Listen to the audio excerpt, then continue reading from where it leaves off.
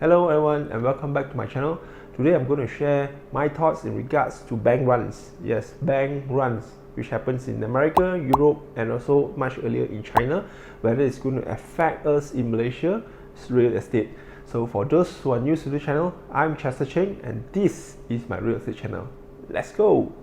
Now before we begin, according to the YouTube analysis, I am surprised to find out that 90% of the audience that are watching this channel is still unsubscribed yet. I appreciate if you can take a few seconds of your time to click onto the subscribe button and also click onto the bell icon so you won't miss all my future uploads. And if you're watching this video from other social media network, you can find my channel in the YouTube search bar by typing Cheng Real Estate.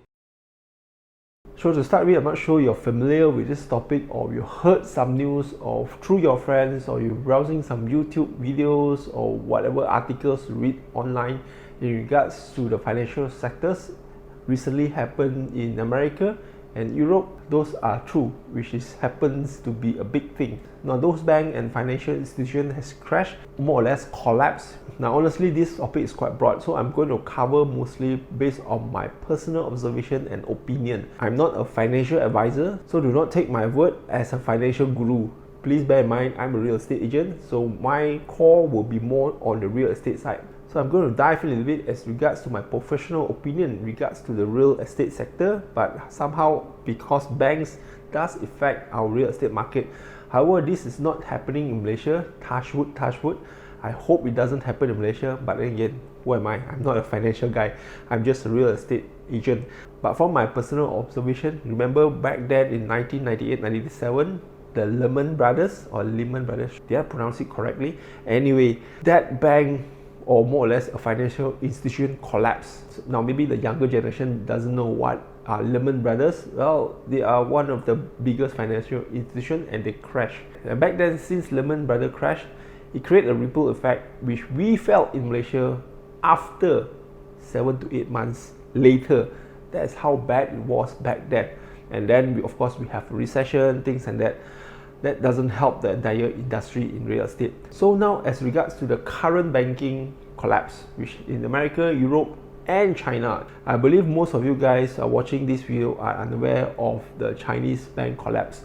In fact, it was happening just last year after they reopened, the Chinese market reopened due to COVID, and then the collapse starts to happen. So which is the Chinese bank that I'm talking about? Well, the bank that collapsed is Boshan Bank. On top of that, there are some rural banks in Hunan who freeze all withdrawals. So that is quite a thing happening in China, but it doesn't really affect us because those are not top tier banks. Now let's go to the American side. Now the American side, of course, there's 3 banks that collapsed. So now you're wondering which bank in America that collapsed. If you're still unaware that there is a bank run in America, we have the Silicon Bank, Signature Bank. The latest one is the First Republic Bank. Now what happens after the collapse? The American government took over the bank, the first 2 banks that I mentioned, and print more money to rescue the bank.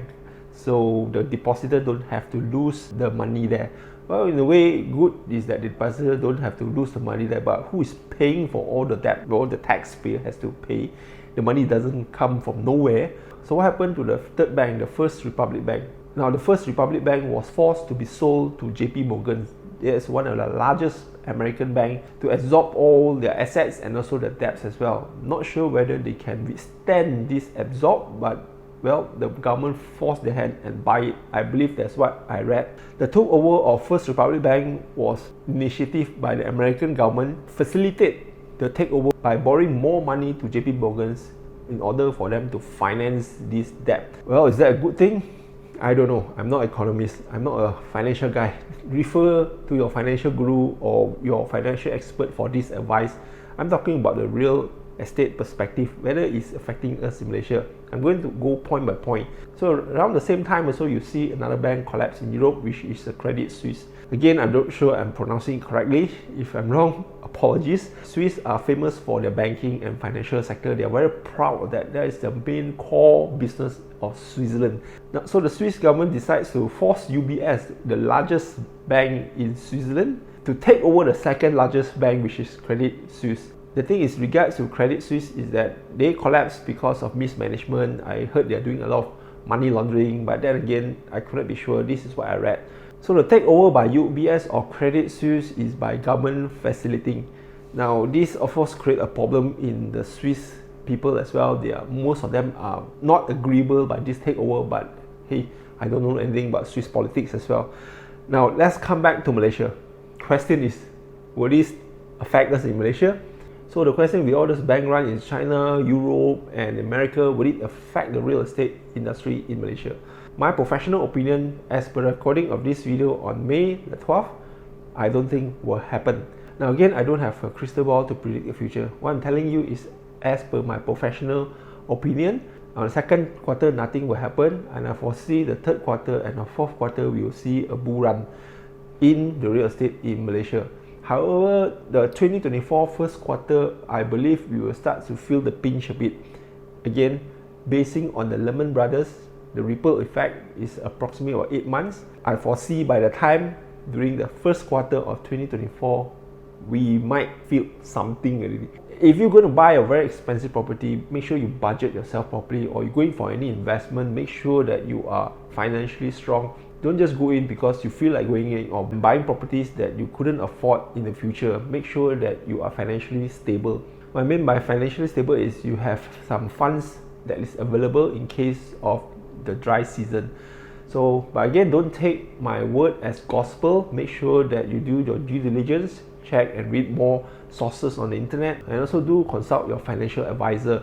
Now let me remind you again, I'm just a guy on the internet doing YouTube video for your entertainment, but my professional job is a real estate negotiator, or aka agent. Now those who are serving mortgage or applying for a new mortgage loan, I think you guys have felt it. Our Bank Negara has increased the OPR by 0.25. That also happens on the first quarter. Now it's on the second quarter. I believe it's going to increase again on the third and fourth quarter. So then this year we'll see the 1% increase in OPR. As per like last year, they increased 4 times. Will there be increment again on 2024? Yes, I believe they'll continue to have increment in OPR rate of 1% towards the entire year. So the Bank Negara will likely break down 0.25 in first quarter and second quarter 0.25 again. Now for those who are unaware, America also they increased their interest rate quite high. That's the reason why the bubble has burst. So that's all I got for you guys. And if you enjoyed this type of video, do give this video a thumbs up, click the notification bell and subscribe to my channel if you haven't done so yet. I'm Cheng. I'll see you in my next video. Bye bye.